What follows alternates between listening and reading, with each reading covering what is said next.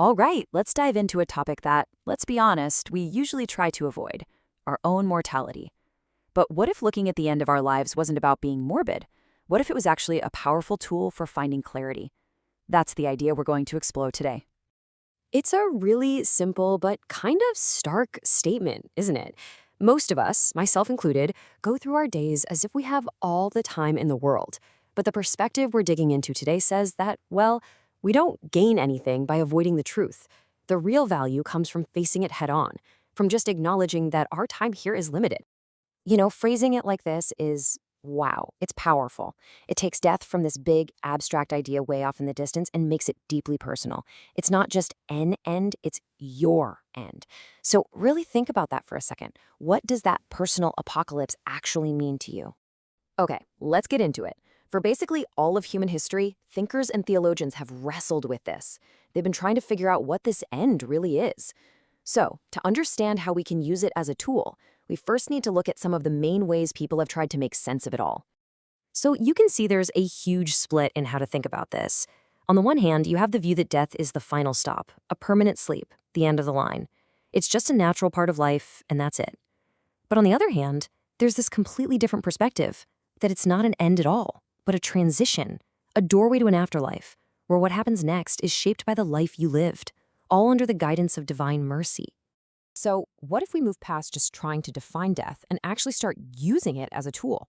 I know, that might sound a little weird, but stick with me. There's a really strong case to be made that looking at our lives through the lens of our own mortality, well, it can be an incredible way to find some real clarity.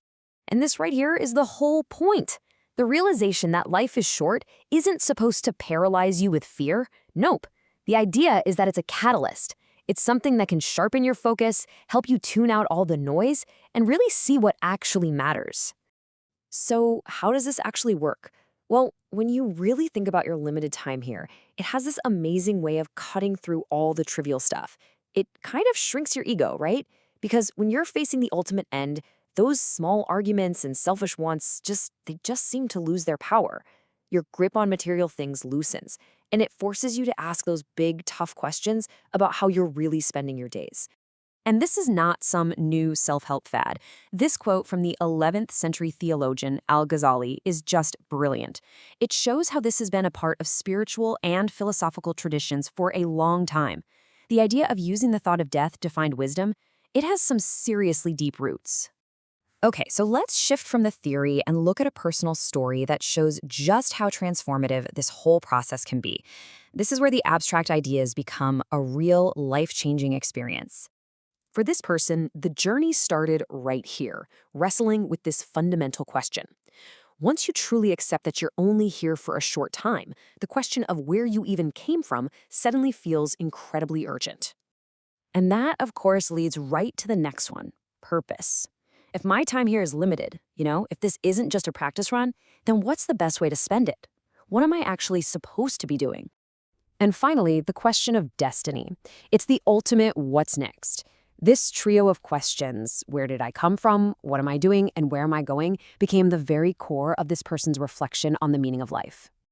And there it is. That was the trigger. It was that stark, sudden recognition of how short life is that kicked off this whole line of questioning. So you see, death wasn't the end of the thought process. It was the very beginning. It was the lens that brought everything else into focus. This slide just perfectly captures how fast and how powerful that reflection was. We're not talking about some long, drawn-out academic study. No, this was one intense night of thinking that led to a massive, life-altering decision the very next day.